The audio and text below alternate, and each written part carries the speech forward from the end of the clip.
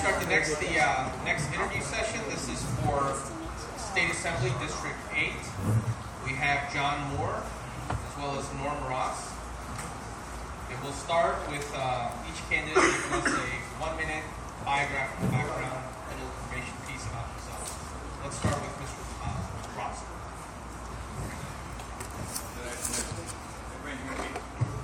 Speak a little louder to the mic. Is it on? Is it on? Try it. See it turn on. Turn it on. There's a knob right on the top there. Right by the silver. Up by the silver. That's the one. There you go. Now can you hear me? Yep. See, that's why I like the headphones. I can hear myself talk. Good afternoon, everyone. My name is Norm Ross, Assembly District 8. I'll give you a little of my background. That way you know where the accent comes from. I was born and raised in Kentucky. Went to school, played basketball in Indiana. Joined the Navy, where I stayed for 10 years. Decided to give it up for business, real estate business, where I spent the rest of my life. In between, I also owned some restaurants, which I owned and operated, so I have some business experience there. And I had the opportunity to also coach soccer for about 8 years. Took a break from working and coaching high school and college soccer in San Diego for 8 years. I've lived here in Las Vegas since 1999. I've been politically active most of my life, and continue to do so here. Had no plans to run for office until I saw what was happening up at the legislature, and I got tired of people saying, if I'm elected, I'll do this, and then do another. So, remembering, I think it was Plato said, the biggest penalty for not getting involved in politics is that people inferior to you will be ruling you. I decided it's time to step in. All right, we can hear from the next candidate. Hi there, I'm Assemblyman John Moore. I represent Assembly District 8 right here. Rhythm Kitchen is in my district. I was born in the Midwest in Kansas City. I moved at a young age of around 11 to California, where I finished growing up. I went into the U.S. Army at 2 weeks after I turned 17. I spent a total of 15 years active, 24 years cumulative time. I went to Iraq. I spent my 41st birthday in Iraq after 9/11. I felt it was the right thing to do for me to re-enlist at 40, and I went back in just specifically to go to Iraq and meet our enemies abroad instead of waiting for them to come here. I got involved in politics. I moved to Vegas in 2006, where I was employed with one of the largest casino companies in the world, Caesars Entertainment. I was a general manager for them in the food and beverage area for a number of years. I decided to get involved in politics because I just didn't like what I saw here in Nevada with the way things were going, and I felt that you can't complain if you're not willing to get into the fight. So I decided to get in. I ran last cycle. I beat Jason Frierson, a 2-term incumbent, and here I am. Thank you. Very good. All right, let's start with Mr. Lafata at the end of the table. Check. Good, this one works. My other was out of batteries. We'll start on this side, and then we'll move to someone more. What's your position on legalization of recreational marijuana?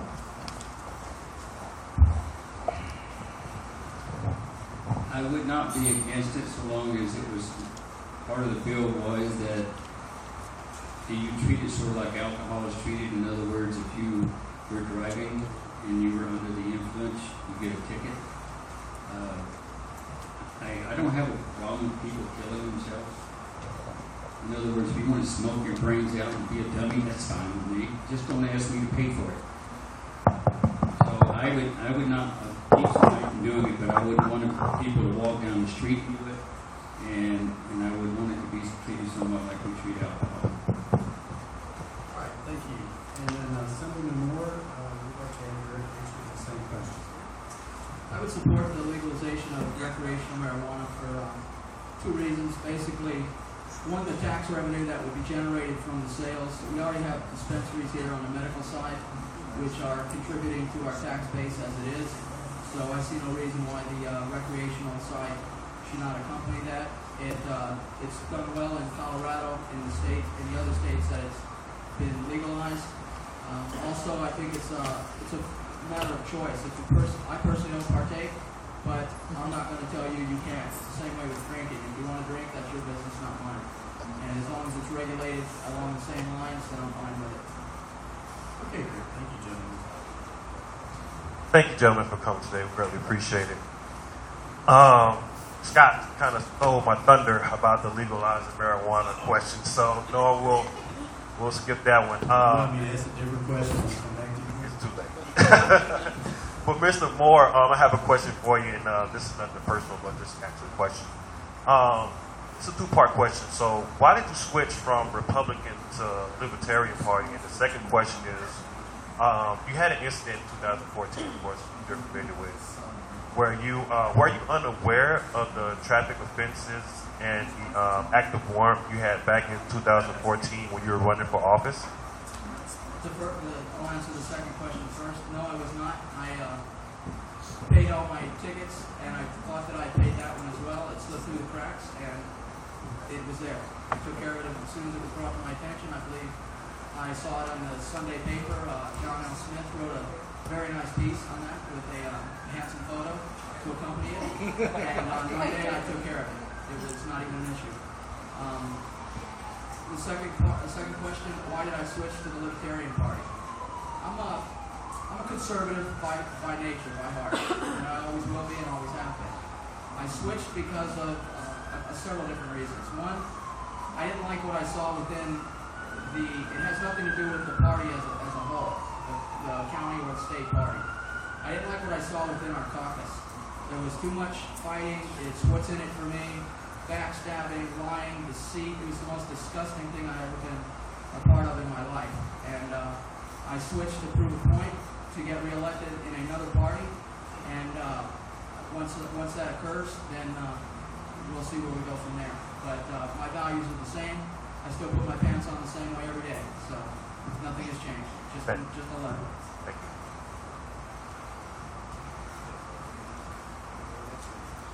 Well, I'm making an open-ended question because that was the question I was going to ask. So. But that's okay. Get out, you know. I mean, so get out, you know. Yeah, it's good to get out. But, going back to the fact that maybe we can elaborate a little bit because most of us voted in, a slate of candidates and a governor and all these high-born elected officials, and the first thing they did was the opposite of what they wanted to get elected for. So maybe what I'll do is I'll just pull it back a little bit and say to both candidates, what could you do in the state assembly to maybe ensure a little bit more honest and fairness and a little bit less double dealing that seems to be running the state of Nevada political system these days? First thing that comes to mind is hold people accountable. Remind them what the pledge they signed. Remind them what they promised they would do. And hold their feet to the fire.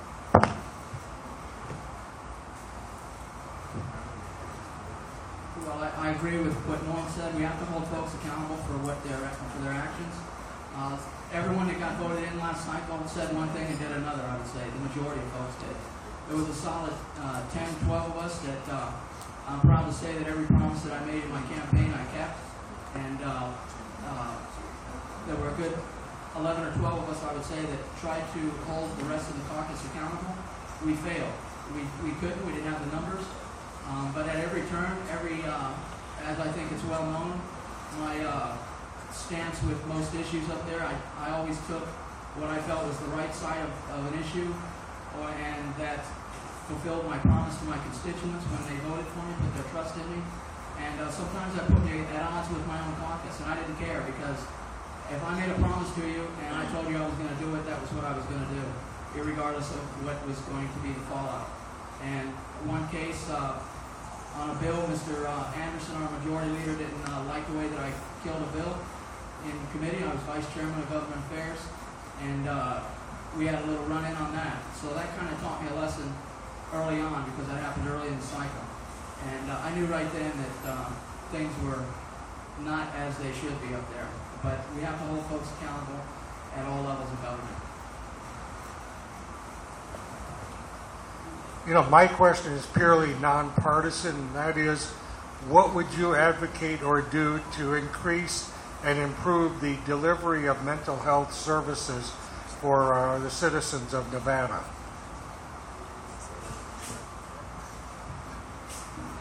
I think that one way to do that, we have to look at the Legal 2000 hold that we currently have in the state.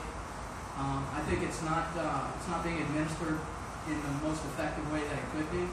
I had two bills that came up before my committee, Health and Human Services, that I fought tooth and nail to try and amend into something that we could work with and that was better for the state, I felt.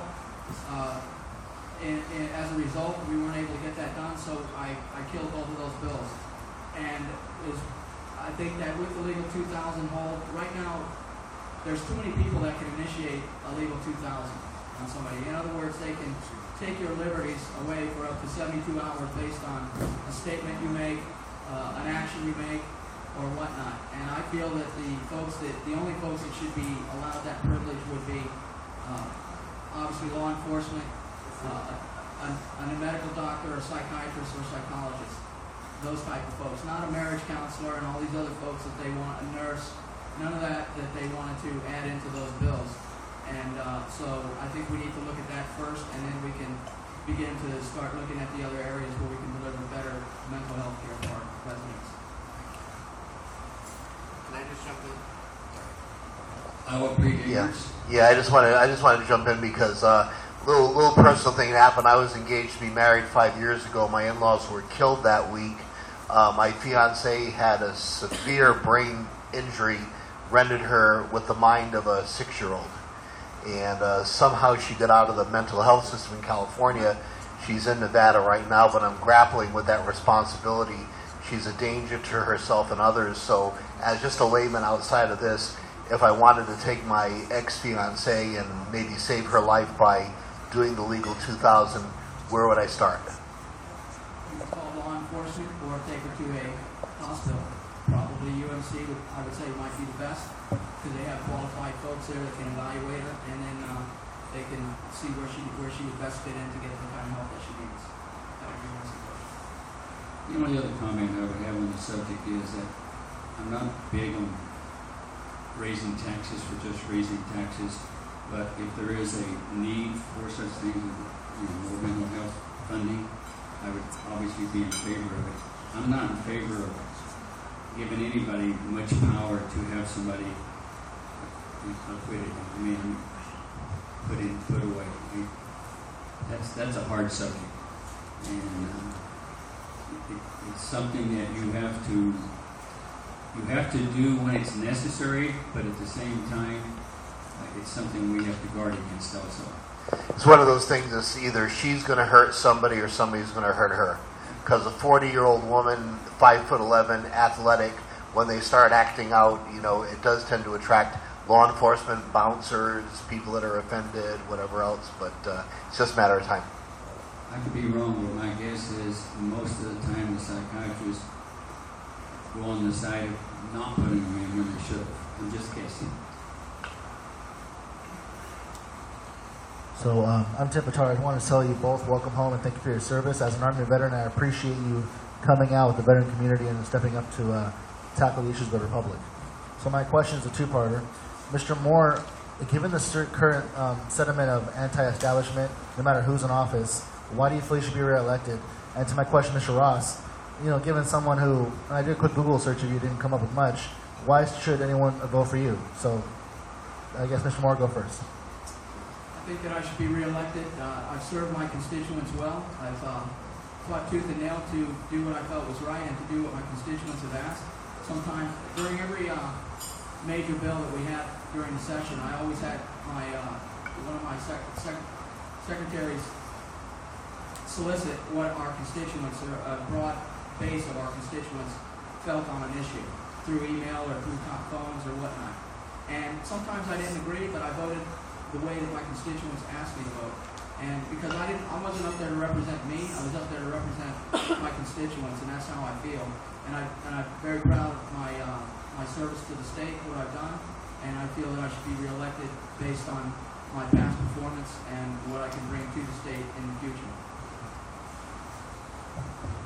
Well, I would have to start just saying that based upon my experience in life and the things I've accomplished in life and my ability to lead people. I was successful in business. I was successful in the military. In being promoted, I was an E7 after 10 years. During that time, I was asked to take on responsibilities that more senior people should have had. I actually refused at one time and then was told if I didn't take it, they'd give it to somebody else. I went, no, you're not going to do that to me. But more, I approach things in more common sense solutions. I obviously have some pretty held views when it comes to am I conservative, am I liberal? Probably neither. I'm a fiscal conservative. And going back to what John said earlier, because we're talking now about the difference between John and I. Of course, there's a third person we have to take into consideration later, but one of the reasons I made the final decision to get into this was I told John that if he switched parties, I was going to run.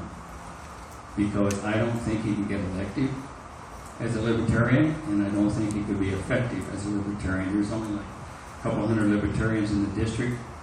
There's no guarantee that the Republicans would even have him to caucus with them in Carson City. As far as my background in politics, I did serve actually longer in the legislature in a sense than John has, because I was a consultant to the California State Assembly for a year for business, for the Finance and Insurance Committee. So I'm very familiar with the process. I know how to get things done. And I was very involved, for example, in California in redoing the workers' comp in California in 1992. Thank you. Hello, my name's Daphne Lee. I'm going to ask John this question just because he was just in this assembly. There was a recent article out that the Nevada Supreme Court might go broke, and they rely heavily, mostly, on traffic tickets for their source of income, which I found very interesting. And also the Las Vegas Municipal Court also relies, 90% of its revenue comes from traffic violations.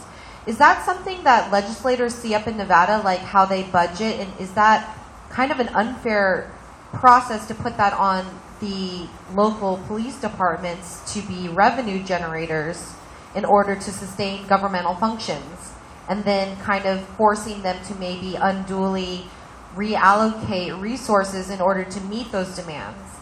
What do you think about that? I don't know if that's something that you came across up there. Just would like to hear your thoughts on that, please. Thank you.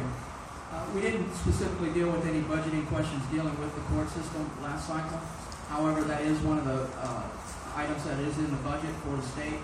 And no, I don't agree that any law enforcement agency should be revenue generating businesses, if you will, because then that puts people in a very bad position of quotas, and we all know how Metro is when it comes to traffic tickets. If you get pulled over by a traffic cop, usually you're going to get a ticket, regardless of what the situation is. And I think a lot of that goes right into a bill that I carried for civil forfeiture. You know, there was a case up in northern Vegas. A gentleman was traveling through the state, had a large amount of money. He was going to buy a house. Highway Patrol pulled him over. They let him go. Later on, the sheriff department from another county, they conspired. They pulled him over, took his money. He's still fighting to this day to get his money because he had more money than he should have, evidently. So, no, I do not agree that that should be any part of the court system. We need to find a different way of budgeting for that, for all of the courts to operate effectively, not through revenue generating through the police departments. Thank you. Can I make a comment on Yeah, sort of absolutely. on that? Because it sort of goes along with asset forfeiture. That's what that was when they pulled him over and took it. You know, it's an asset forfeiture based upon they thought he might have illegal money. Asset forfeiture is probably a bigger problem in this state and probably across the United States than anything we have to deal with. And one of the things we have to do, they had an opportunity in the last session to bill got watered down, to stop it. It needs to be stopped. Because right now, they can walk in your house, take your car, take your house, and you might not even get it back, even though you're innocent. That's a huge problem that has to be addressed. Thank you. Good afternoon, gentlemen. Thank you for being here. I'd like to ask you your position on women's rights, specifically the right to abortion and the right. If you were elected, would you work to defund or limit Planned Parenthood? Go ahead, John. I don't know that it's something that the state can do. I'd have to look into it, but I have what I consider a conservative view on that issue, and that is it's nobody's business. Today, people say you're a liberal if you talk like that. Not the way I see things. If you stick your nose into anybody's personal life, that's wrong. And I'm not saying I approve abortions. I personally am against it. But then I'm not a woman either. So, someone once said, you shouldn't judge somebody until you walk a mile in their shoes. And I believe that. But deep down, I just think it's not anybody's business. Period. What about Planned Parenthood? What about Planned Parenthood? I wouldn't fund them a dime. Not about Not a dime. I would probably say that I agree with Norm on the fact that government really has no business in anyone's personal life. I personally don't approve of abortion, but I'm not going to tell you you can't do it. That's it's between you and your maker, not me. And as far as defunding Planned Parenthood, that's not something within the state's purview to even approach that subject. I probably would support defunding them if that actually came up. But at the same time, that's not something that's within the state's rights to do at this point. Thank you. Gentlemen, thanks for being here. Assemblyman Moore, question is for both of you, but I'll ask Assemblyman Moore first. The United States Constitution limits the federal government in their scope and power. And along those lines, what is your position on who owns public lands in the state of Nevada? Well, as it's well documented, I'm currently working with the Bundys and other folks on that very same issue. I believe that it's the state's property by the Constitution, by our own Constitution. The federal government has overstepped their authority, if you will, for taking over our federal lands. I think that we need to get them back under state control, and such as the grazing rights and water rights and all those type issues that the BLM is regulating people out of their own rights. People have held these rights since the state was admitted into the Union, some of them.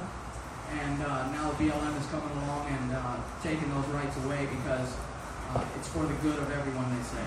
And I disagree with that. I think the state can manage that property better and more effectively than the federal government has proven that they're ineffective and they can't do it. They're just after more revenue generating, if you will, because some of the minerals that are contained in some of this land that the federal government wants to take out of our state. They're making billions of dollars, such as the mining companies, but yet they're capped at 3%, I believe, on their taxes by the Constitution. But they're making billions of dollars off of our lands, and the state is receiving very little revenue from that. And so I believe that that's our own property, not the federal government. Thank you. Mr. Ross, do you have an opinion? Well, to begin with, I think the BLM is as bad as the other BLM. You didn't get that, did you? But unfortunately, as far as who owns it, legally, the U.S. government. I don't necessarily agree that they should, and I'd like to see the states get it back, provided it's proven that we can afford it. There's an argument both ways. Unfortunately, the Northern Californians gave that land to Abraham Lincoln, in a sense, when the state became a part of the Union. That was negotiated. I wouldn't have done it had I been there. And I understand there was a bunch of Northern Californians who ran the state at the time that said, oh yeah, you can have whatever you want. Just make us a state. And Lincoln needed it as a state. They both got what they wanted. Do I agree with what's going on out there? Absolutely not. And I understand, I empathize with the Bundys. I even sympathize with the Bundys. But until we get it legally changed, I don't think there's a lot we can do other than get it legally changed. I'm all for fighting for that, but I don't think we can go out there and start taking law into our own hands. Thank you.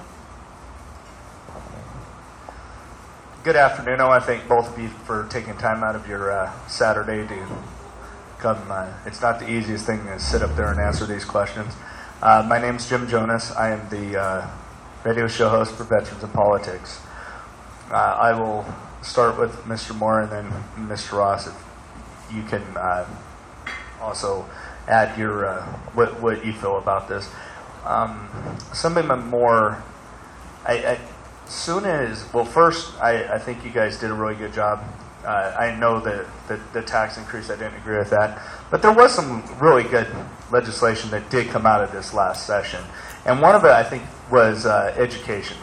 I really honestly think that some of those bills really are going to help.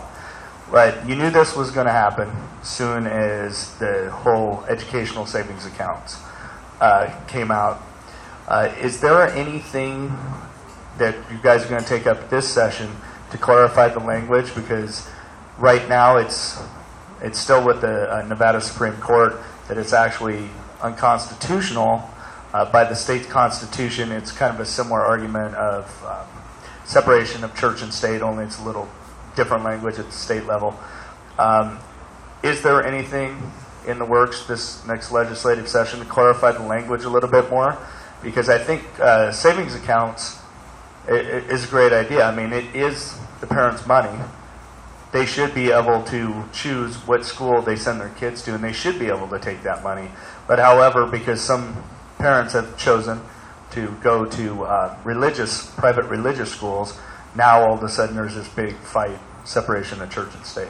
So what kind of language do you think, Mr. Moore first and then Mr. Ross, could be added into that bill to make it constitutional so that we can get the savings accounts program up and running? Great question, thank you. We actually tried to address that issue during the special session that the governor called up there. We were not allowed to because it wasn't something the governor wanted to explore at that time. He'd rather let it go through the court system. I think that it does need tightening up. The language was left pretty loose, as we've seen with the resulting court case that's going on right now. So I agree that it is the state money. However, the state is giving it to the parent. The parent is making the choice, not the state. So that there is no direct state money going to any religious school or anything. It's going through a third party. So I think we should prevail on that lawsuit, but we need to go back and look at that bill, and we really do need to tighten it up and clarify that language that and I'm not sure what the language would be. That would be something for the LCB, the lawyers up there, to kind of decipher through. But we do need to look at that and make it more concise as to it is the parent's money. Once it's given to the parent, it becomes the parent's money. It's not the state's money any longer. So therefore, I think some language along those lines needs to be inserted into that bill. Let me start by saying it is not the state's money. Period. The state has no money. What do they produce to make money? It's the people's money. It's taxes. It starts out as our money, and it comes back perhaps to our money. As far as my philosophy about schools, I'd give everybody a voucher. Let them go wherever they want to go. Let the schools compete with each other. I think the biggest problem in schools isn't the teachers. Most of them, especially the newer ones, probably underpaid. And I wouldn't be objective to raising their pay. But I would get rid of the Clark County School Board altogether. Period. And I wouldn't be making one in Henderson, and I wouldn't be making one in North Las Vegas. I would have each school have its own school board made up of the parents of that school. This is what I've been saying now for about a year, but I have to admit, I heard a really good plan the other day that I could support, and that was a small school board made up of the high school, the junior high, and the elementary schools that feed those two.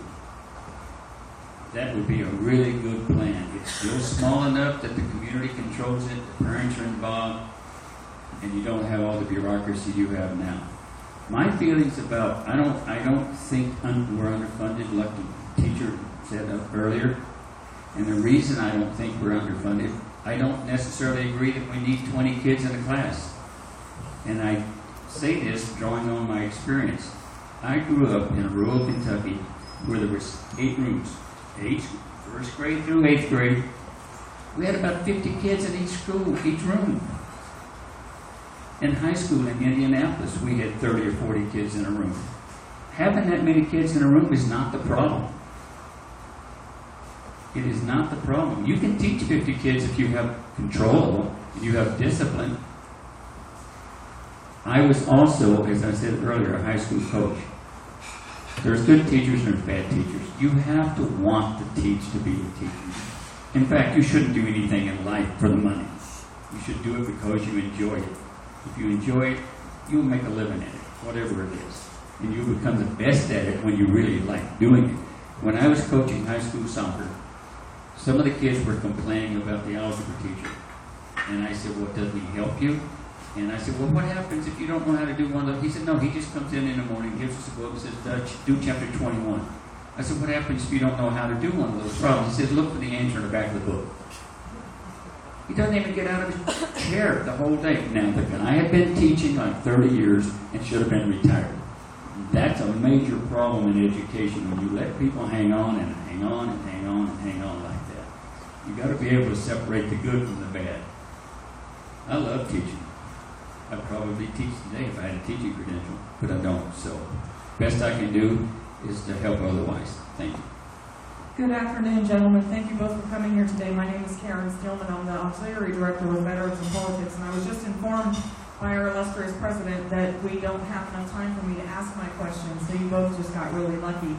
But I will say this, Mr. Ross, I've heard you say several times now, and I heard an earlier candidate also say that the land belongs to the federal government. I would like to refer you, one, to the Equal Footing Clause of the United States Constitution, and also Article 1, Section 8, Clause 17 of the United States Constitution. We don't have time, so just read up on it. Do your research. Constitutional lawyer, that's for sure. Assemblyman Moore, I wanted to commend you for your work with the Finnegan family, and after, if everybody hasn't heard about it, look it up. And actually going to Oregon, I heard Mr. Ross also say earlier that it's not the state's job to do certain things. And you're a perfect example of that not being true. When you take an oath of office, you take the oath of office to every enemy, not just the ones in your district. So thank you for standing up and going. You went to a complete different state to stand up for people and defend their rights. So it's not a state's issue, it's not a boundary issue, it's a rights issue. And Assemblyman Moore, with a couple other Nevada assemblywomen, went to Oregon to defend patriots who were essentially cornered by the federal government and under threat for their life. And that's a fact because one of them was already killed. So, but having said that, I also want to say to Mr. Moore that subsequently to that, you were invited to. Ooh. Give me one with the wire. Get the pro mic. You were invited to 4 events right after that, and the only one that you showed up to was the one with cameras. And you were no call, no show to the other 3, and they were events that I invited you to. So I just wanted you to know that although I do commend you for going above and beyond your office and being an exemplary example to every representative, that's the way a representative should behave. It's a double-edged coin, and you need to address that as well. I agree, and I apologize. I have as Steve knows, a lot of times I overcommit myself with a lot of things that I probably shouldn't. I should look at my calendar better, and I don't. So I apologize to you for that. All right. I don't recall saying you shouldn't. Before we conclude, why don't we just have a 1-minute summation from each candidate?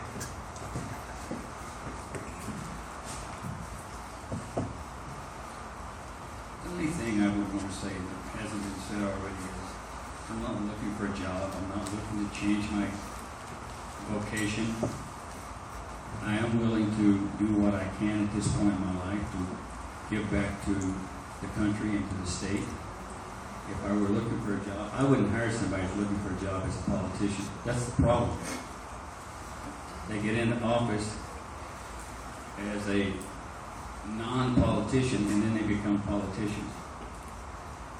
So I wouldn't probably elect anybody anymore under the age of 30. I'd tell them to go out and learn something, go out and make some money. When you can afford to be a politician without depending upon everybody else's money, when you can do it with no donations, then you do it. Otherwise, go get a job. Mr. Moore? Thank you. Thank you for having me today. It's an honor to be here among everyone. I look forward to my next session up there. I fully expect to be reelected, and going to what Norm was talking about as far as the electability as a libertarian, that party is just a letter in that sense. Now, I have the full backing of the county party as well as the state party on the Republican side, so I'm not worried in the least bit about my electability in that by being a libertarian. It's more to prove a point, and I think that there is a very real possibility. We've already lost 4 to 5 seats up there in the assembly side in the Republican caucus simply by folks not running or moving around in districts. So there's a very real possibility that we're going to get a 20-21-1 split up there, which then would put us as conservatives in the driver's seat where we would not have to endure the cesspool that we had to live through last session. And so I thank you again. Thanks for having me. All right, we'll take a 2-minute break and then we'll get started.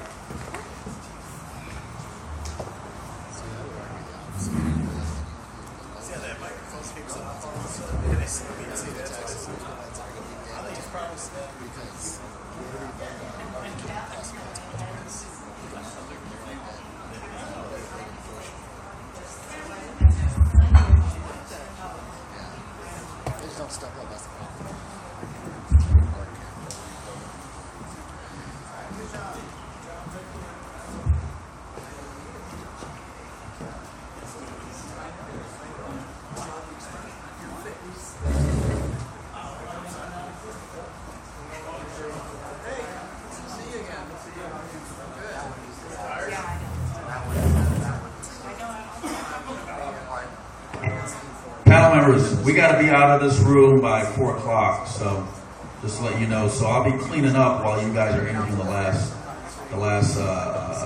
assembly candidates. All right, so why don't we have the candidates come on up and we can get started. Push on through, baby.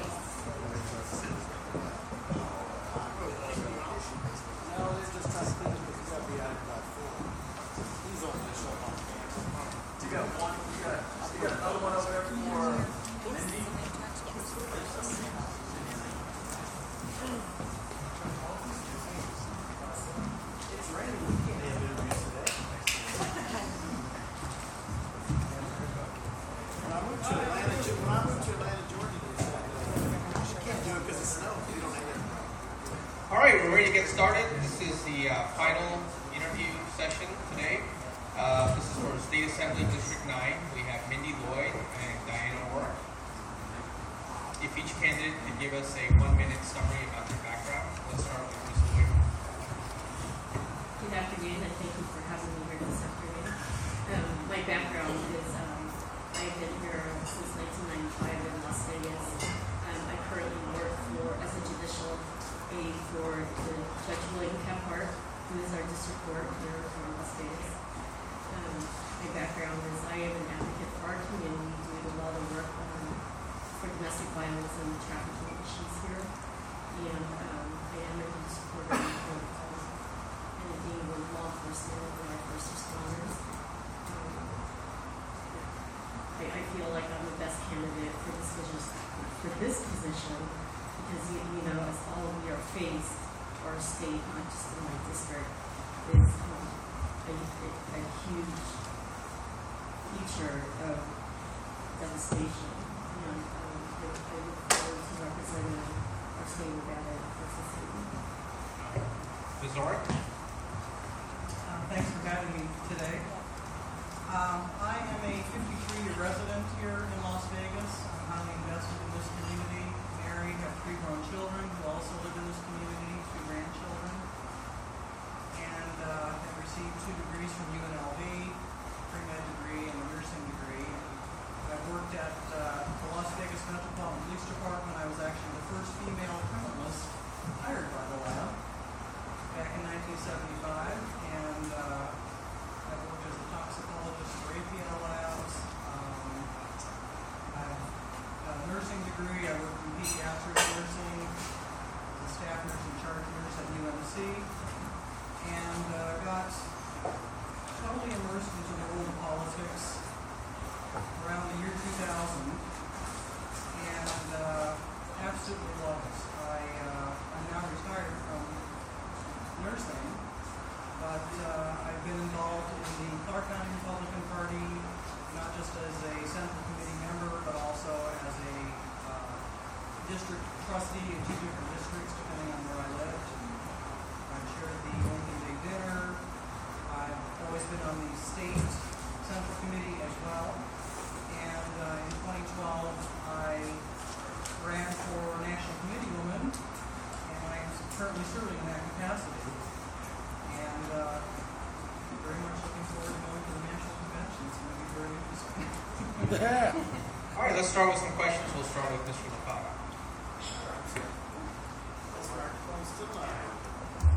Okay. I'm Scott LaFava, and I'm with Citizens for a Better America, as well as Conservatives for Energy Freedom. That being said, I asked the students at CSN to come up with questions today. And one of the questions they had was pretty interesting. We'll start with you, Liddy. Will you promise to break Nevada Energy's monopoly? This relates to the issue around solar energy.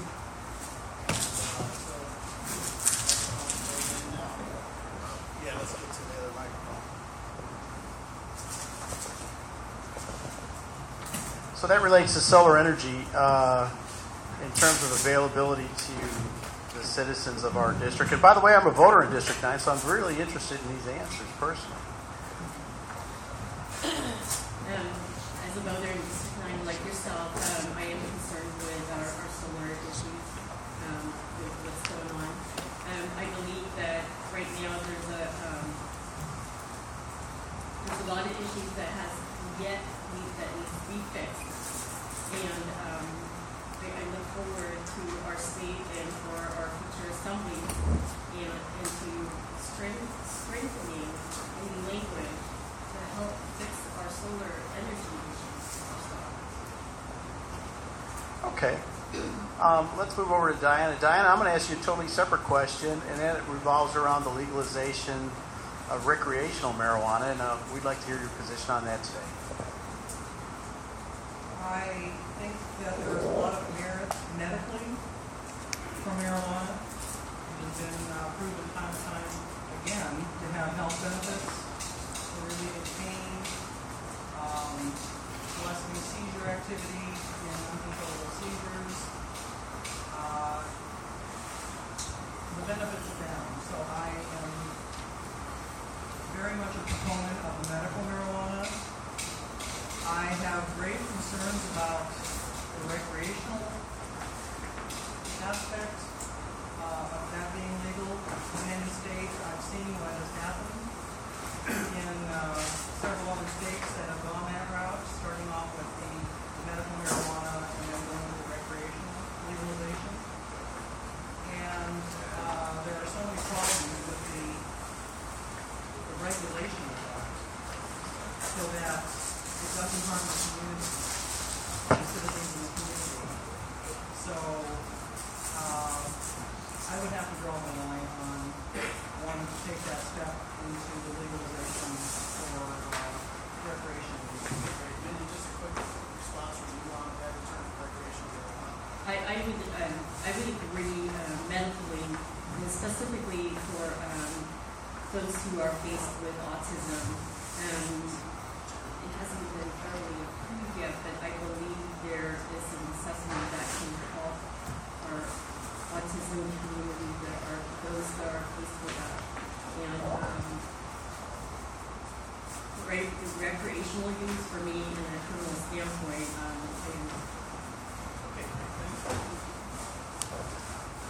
Mindy, my name is Tellis. I'm a DJ, and questions for both of you. But I understand you're a women's rights activist, correct, or something? Well, my question to both of you is: do you believe women are receiving equal pay compared to men in the workplace? And if you don't, what are you willing to do to make sure women get, the equal pay? Or is that something that you're, I guess, that you focus on in your campaign?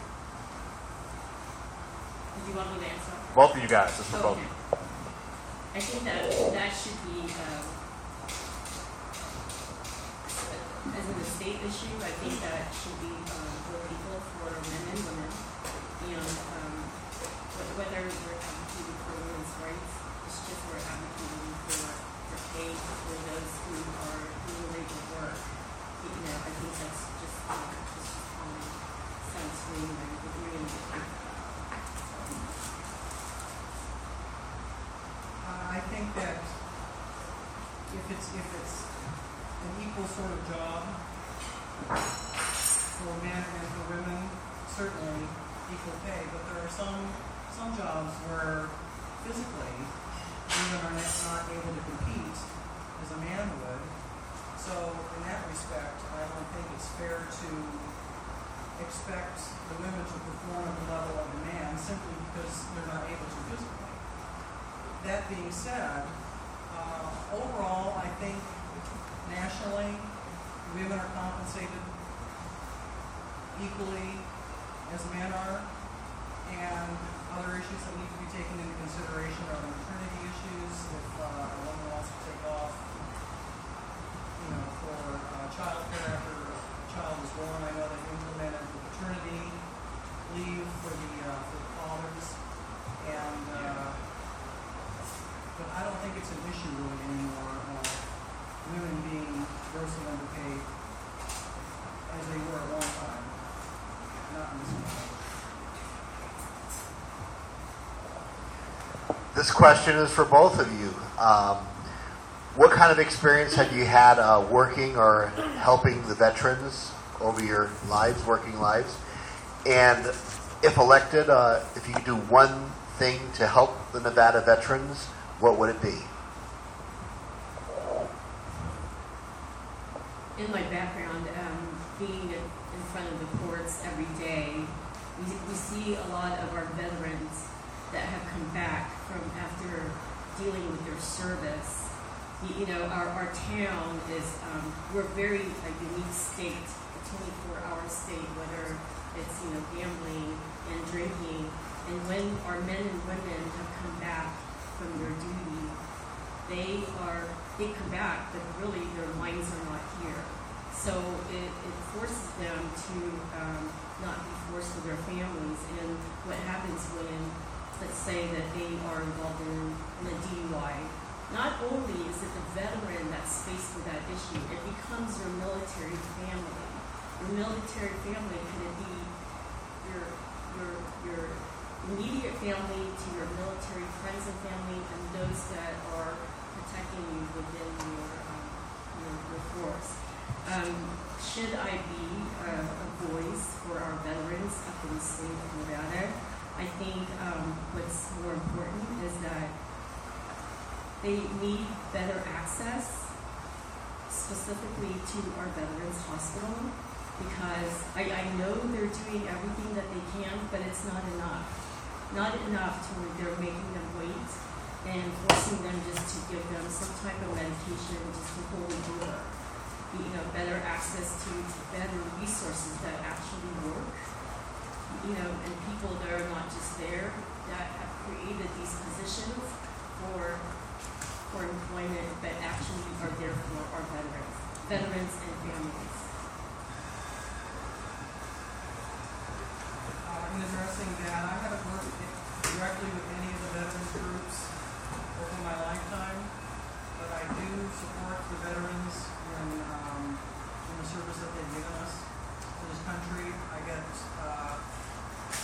disturbed at the level of involvement a lot of our soldiers and military personnel are sent in order to get involved in local conflicts overseas. It breaks my heart because most of those missions are not even constitutional. They're not a direct threat to our national security, and yet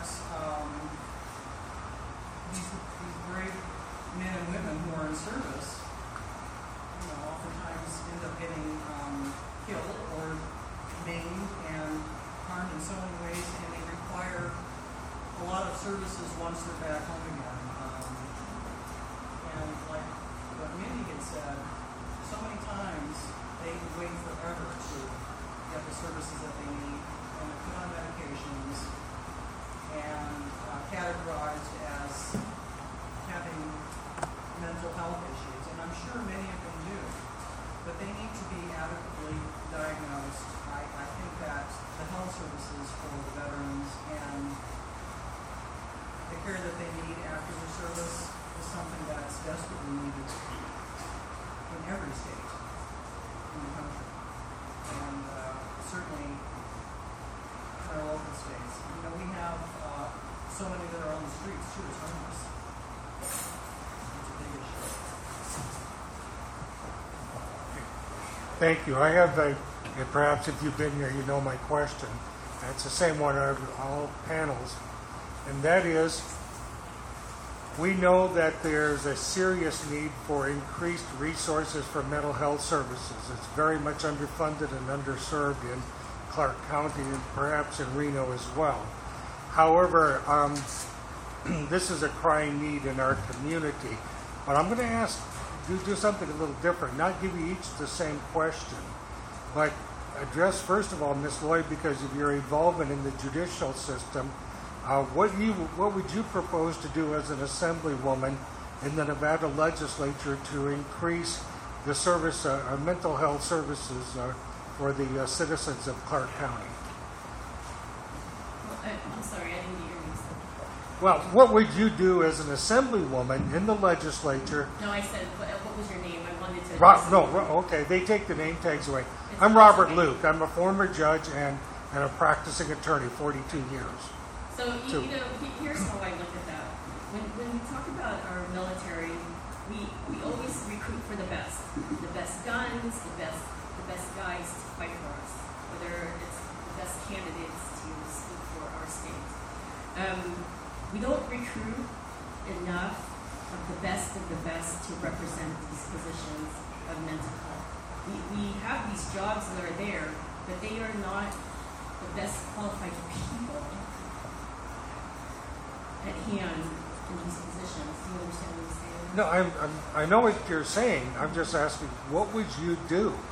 Okay, because as an assembly person, your job primarily is to pass legislation, change the laws, increase the programs, or whatever. So I'm trying to keep it within that context. Right. Again, it's about strengthening the languages and putting in place better programs specifically for mental health. That's the Okay, thank you. Mrs. Orrick, since you've had extensive experience in nursing, you've probably come across the Legal 2000 holds and probably dealt with a lot of patients in the hospital setting who are there because of mental illness, mental health problems.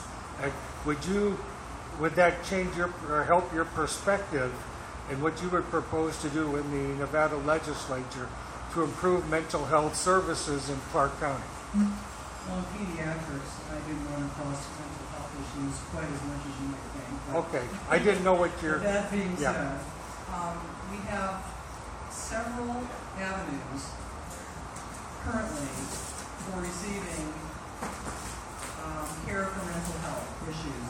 I think what we need to do is look at those services that are in place, see how effective they are with the public funding that they're receiving, and there has to be accountability for the money that's being spent on behalf of these mental health patients, and if they're not producing the results that they should be and providing the services that they should be, then either they should be eliminated or they should be consolidated with more effective agencies that are meeting the needs of mental health patients.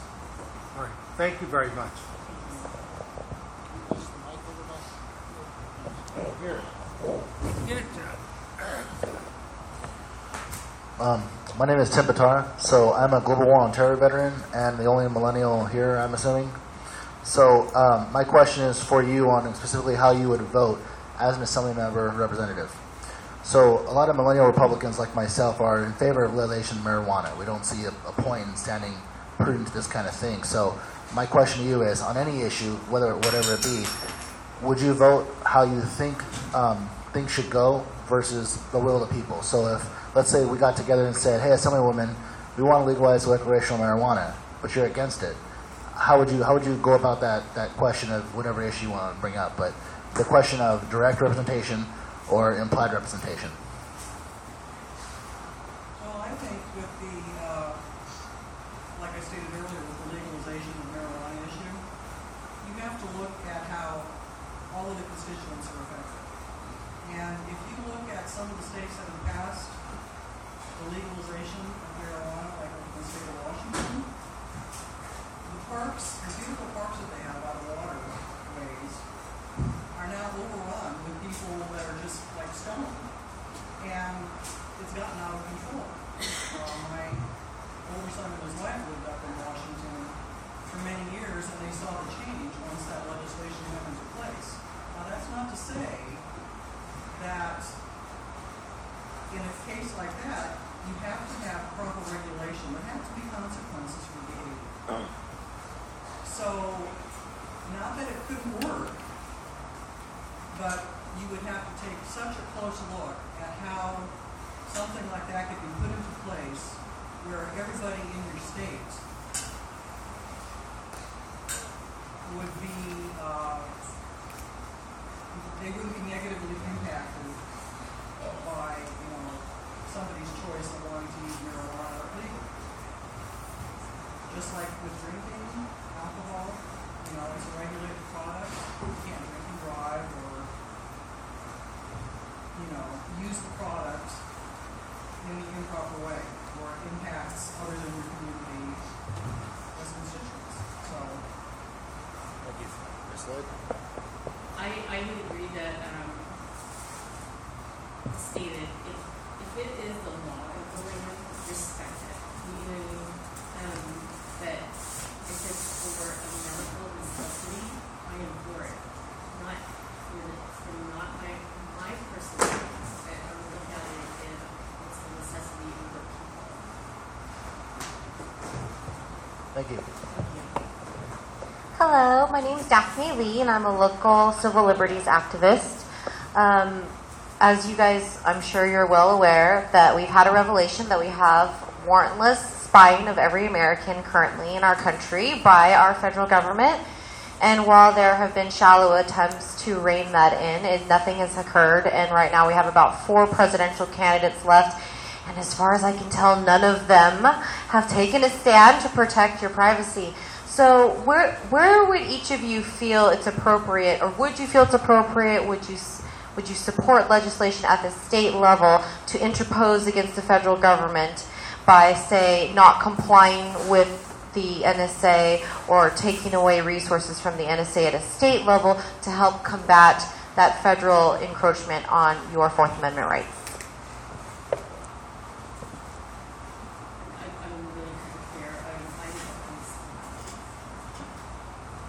If you were a legislator and you had the opportunity to support a bill that would basically stand up against the federal government from spying on us, would you support it? If it was in front of me, the issue that is in front of me, I would oppose it. But would support it, should it be, again, support it if it was in favor of, the people without it going against all of it. Thank you. Well, this happens to be an issue that's near and dear to my heart. As an RNC member, back in 2013, I introduced a resolution that condemned the blanket surveillance of all American citizens for the sake of security by the NSA. And I didn't get it passed at that meeting in the summer of 2013, but at the worked on it over months until the next meeting, and in January 2014 at that winter meeting in Washington, D.C., my resolution was unanimously adopted. And I think what happens is those resolutions are then incorporated into the platform, and it also needs to go to the U.S. representatives in each of the states. And I personally saw to it that it did go to our U.S. representatives here in Nevada. And as a legislator in the Assembly, I would certainly look at passing a measure to protect average everyday citizens who are in no way suspected or associated with terrorism from that sort of blanket invasion of privacy. It's terrible. It's your emails, it's your text messages, it's your phone calls. It's far too invasive. Thank you both. Good afternoon, ladies. My name is Robert Faust. What are you going to do when you get to, if you get elected to the state assembly? What's your agenda? What's the one reason that you want to be in that position that you can be a state lawmaker? So for me, I signed the contract with Nevada, and if any of you have seen the contract with Nevada, it's 10 common sense things that those of us who have signed that contract would like to achieve once we're in office. It spans from repealing the commerce tax to getting rid of Common Core in our schools, beefing up the Children's Privacy Act. There's far too much private information that's being obtained by the school districts that have nothing to do with the child's education, strong Second Amendment stance, et cetera, et cetera. Those goals are part of what I would like to achieve. The other is returning the federal lands back to the state control here in Nevada. I mean, we're the only state that has 83 to 85% of our lands controlled by the federal government. Far too much. I think what you hear most of the time during this election race is that all of us have pretty much close to the same agenda, from the taxes, our education. For me, it's about our communities, our veterans, and the most important part is keeping that promise and doing what you say you're going to do.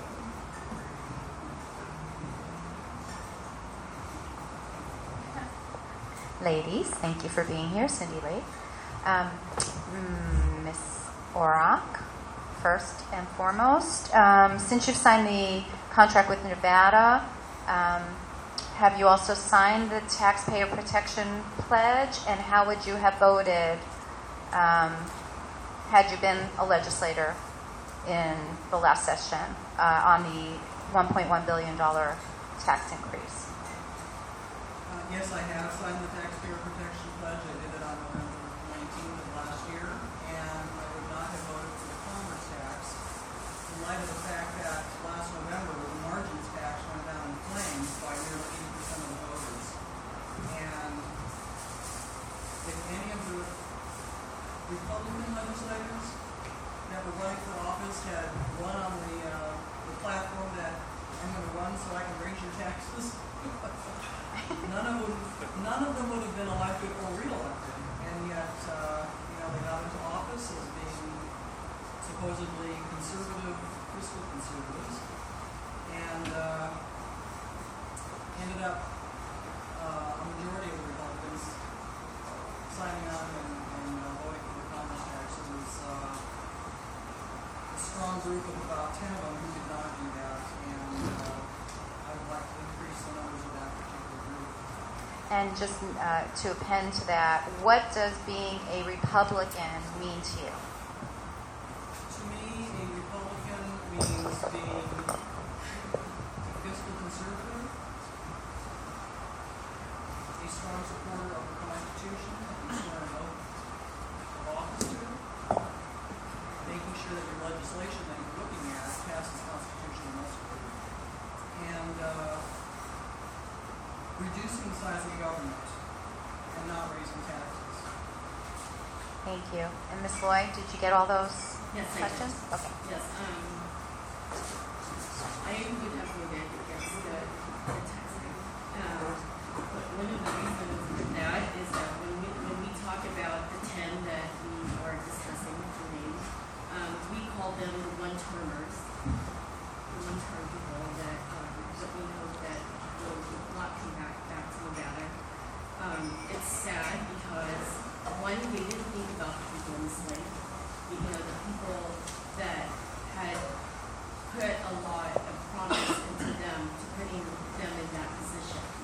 You know, it's affected a lot of businesses that have seen fail and double their taxes. You know, issues that you and I talk about, you and Diana, everyone in this room, things that we all fight about. And it's sad that the people that we have brought in there, that they were so easily to roll over to our governor on bequest of doing that on behalf of all. I have not, but I plan to. I do, I plan to. And what is the, are you a Republican? I am a Republican. I am an American, and I can, but it is at the end of that. And being a Republican is not just about the party. It's what it is for me. It's representing a great huge effort of how many fathers have fought for me and you and my family and her family and everyone in this room. And a big stuff. All right. Well, I think if each candidate could just give a 1-minute summation, and then we will conclude. Let's start with Ms. Lloyd. Thank you for having me here. These issues are very important, and every day we live these issues. And it's not just about getting an answer; it's getting something done as a whole, as a community, as our state. And as a voter, I hope you would think of me and think I'm your best candidate for your district. Oh, okay. Thank you. Not allowed to do opinions.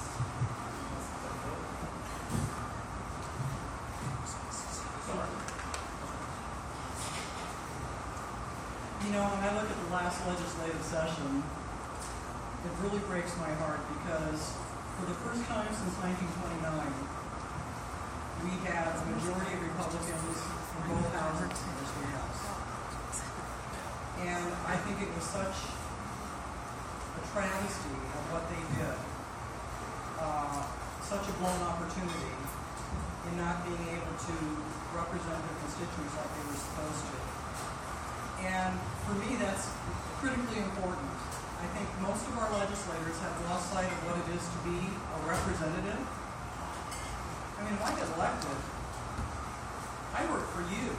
You know, you guys don't work for me. And I don't know too many legislators who think about that anymore. And so I'm there to be the best representative of my constituents that I can be, and certainly hope that I can win this race. Well, let's have a round of applause for both candidates. That concludes our interview. Thank you.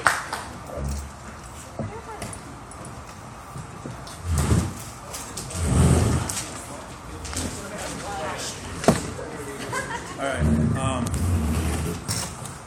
Panel members, don't leave. Ladies and gentlemen, this concludes what's the date today? Today's interviews. Thank you all for coming. Panel members, don't leave. In fact, we need everybody up at the front right now for a picture, please. Don't move. Don't. Not yet. Karen, this thing is still live. I know. It's okay. We're showing behind the scenes. This is the hard work that goes into it. Everybody to the front of the room for a picture, please. Oh, I'll leave the lights on.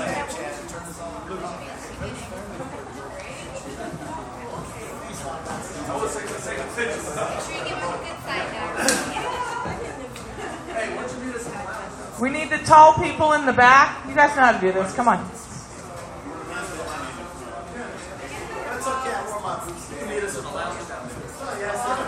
Steve, are you using your camera? Yeah. Does somebody else have a good camera? Could you hit that button? Hit that button. No. But I mean, yeah, this one.